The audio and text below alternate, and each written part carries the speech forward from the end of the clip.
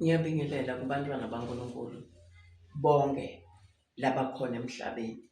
Uma ngithi abantwana baNkulunkulu ngisho laba labakholwako labasenzisiwe.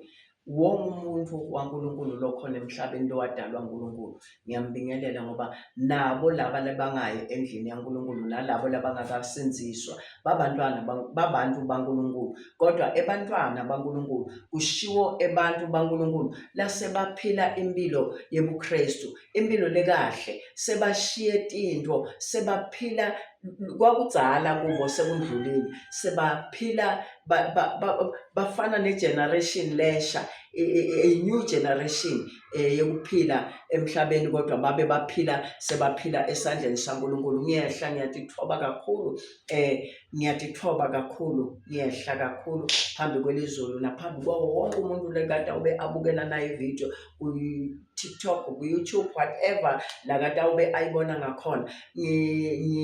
Ngiyatithoba ngisho nakulabancane, ngiyatithoba kakhulu. Ngiyakuthanda-ke ukutithoba ngoba ngathi ukuthi ukutithoba nguloku lokuthandwa uNkulunkulu. Uyajabula ngemuntu lotithobile nalotithobako, akajabuli ngebantu labatiphakamisako.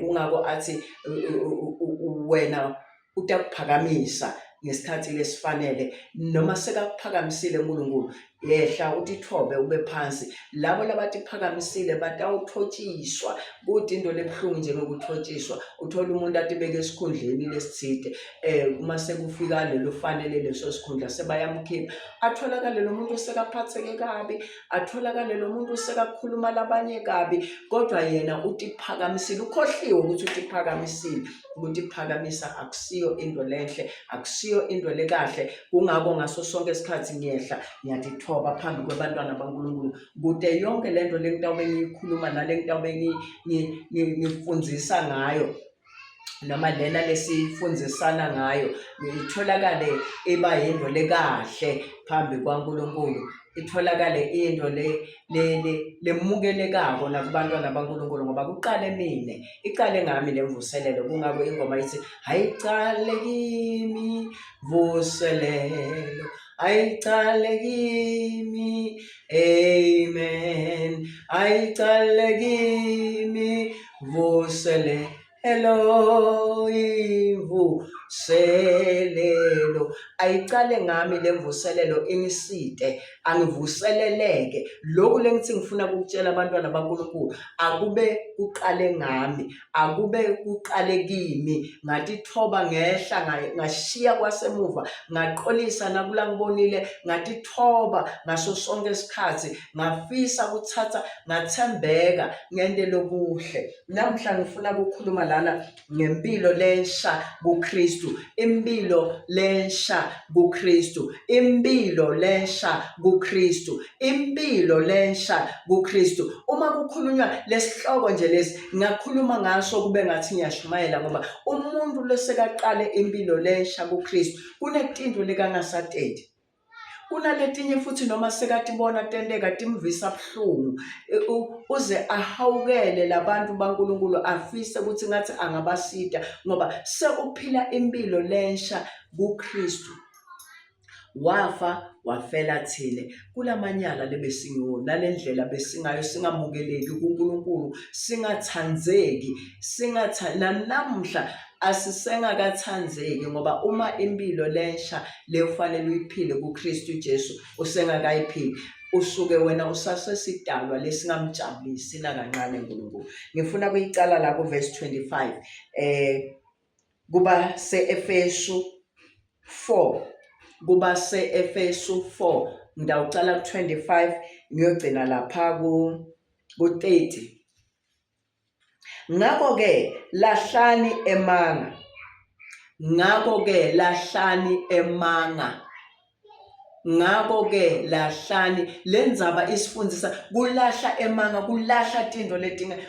Umuntu lonemanga, umuntu longajabulisi. Ngisho umntwana awakho anemkhuba wemanga akakujabulisi, ngoba nanawe uyakuqambela emanga kubantu, nebantu labanye uyabaqambela emanga, tshele wena emanga. Nasendlini yaNkulunkulu umuntu lonemanga uyaqabanisa. Umuntu lokasengayiphili impilo lensha kuKristu uyinkinga nasendlini nisendleleni kwala noma nihamba nithi nisethe inkonzweni nihamba nidumisa agcina nitshele ukuthi phela lo make lo bekadumisa laphani lo make loyana kasikahle uyathakaza wakhaneta itori umuntu lo nemanga ngoba ngaphandle kwemanga akakhona ukuphila kahle akathanzeki. Lahlani emanga, ithi asilahle emanga, ngingasayiphila impilo yemanga mina. Akube ngulowo nalowo akhulume liqiniso kumzalwane wakhe ngobe sonke singemalunga lomunye kulomunye emtimbeni munye. Umuntu akakhulume lokuliqiniso kulomunye nalomunye. Liqiniso nguleli lelithandwa uNkulunkulu. Umuntu lokhuluma liqiniso umuntu othembekile. Ngeke umuntu lo ngathembeka alikhulume liqiniso. Umuntu lo nemanga ngeke azakhulume kahle ngalomunye. Into leti iphuma emlonyeni wakhe timbi tiyenyanyeka. Asiyekele nemanga. Sisendlini yaNkulunkulu sinemanga. Sisemisebentini sinemanga. Asisikahle sibabi. Asisengakabi idalwa letinsha nasinjalo. Thukuthelani kodwa ningoni. Thukuthelani kodwa ningoni. Umuntu lo thukuthele uma angakhipha lokusengungwini yakhe athukuthele angeke uphenze umthanze nalinye ilanga. Kungako lithi leBhayibheli asithukuthele kodwa singoni. Sithukuthele kodwa singoni. Uma usathukuthele ungakhulumi. Xolela kubinza utibambe ngoba uma utawukhuluma uthukuthele kakhulu utamonela uNkulunkulu. Utawona nebantu labe bakuthanza batawugcina bangakuthanzi ngoba kutawuba ngathi wena vele bewumubi kani ukhulume into uthukuthe. Asithukuthele kodwa singendi njalo singoni. Thukuthelani kodwa ningoni. Lilanga lingashoni Solomane nithukuthele. Uthola siyathukuthela uthukuthela inyanga yonke uthukuthele iminyaka wonke kodwa lithi liBhayibheli namhla ngifuna kusho ukuthi liyasalela alisivume. Ngiyambonga uNkulunkulu ukuthi ungisitile angisathukutheli lilanga lonke nangithukuthela ngiyaqolela lolo kangithukuthelisile.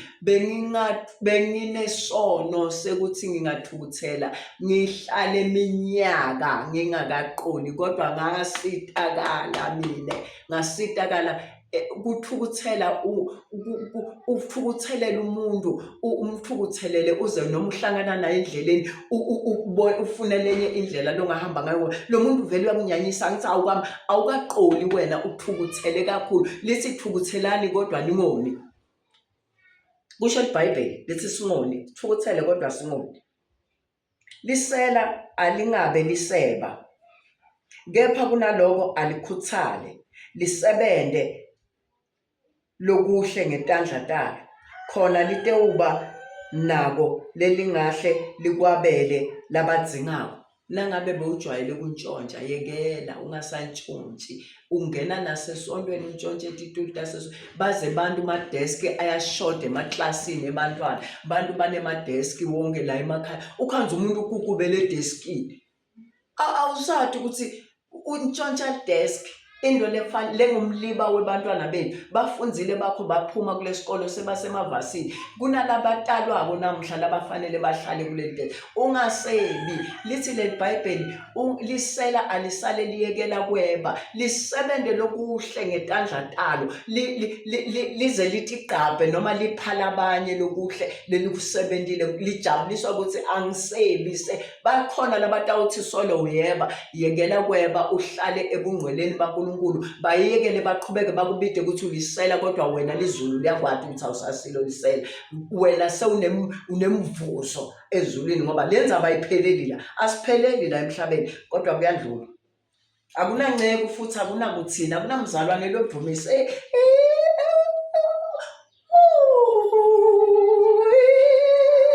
Akusebenzi ma voice la usebenza imisebenzi ukuthi uNkulunkulu utakujaja ngemisebenzi yakho.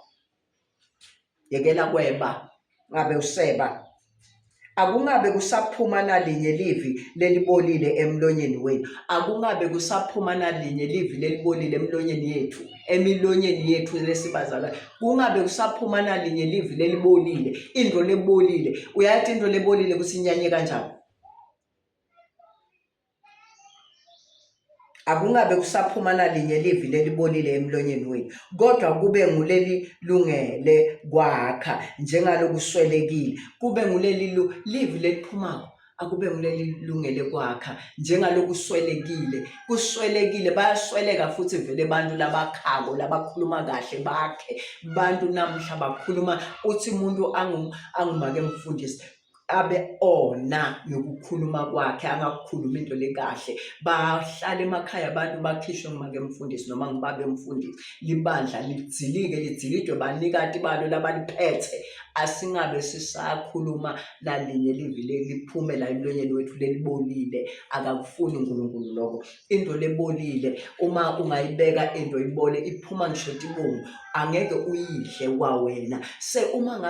Uma kulinganiswa ukuthi livi nalingasi kahle liphume emlonyeni wami libolile, kusho ukuthi hey, kubola kuphuma emlonyeni wami, kusho ukuthi lento loyikhulumako ayithandzeki, ayimukeleki. Uma lento loyikhuluma-ke ingathandzeki, ingamukeleki, wena umukele kanjani ezulu? Ucabanga ukuthi utawumukele kanjani ezulu? Ucabanga ukuthi impela utakwamukela uNkulunkulu ngemhla wokuphela?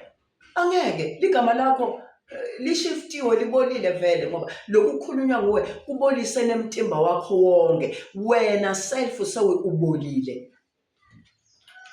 Kubola kungabe kusaphuma thina sesiphila impilo yobuKristu, akusaphumi livi lelibolile emlonyeni. Uphume livi lelibolile, uqabanise ngisho bodzadze wakho nemadvodza abo. Bayahlukana abantu, bayamangala abantu, bantwana balaphandle abahlala emishadweni baqakekiswe nguwe wena, ubaqakekisile wena longumtali, noma wena longudzadze wabo, noma ungubhuti wabo. Ukhuluma tinto leti ngamukeleki, baze bantwana labanye baqoshwe nasemendweni ngendzaba yakho, baqoshwe emisebentini ngokubola kwakho.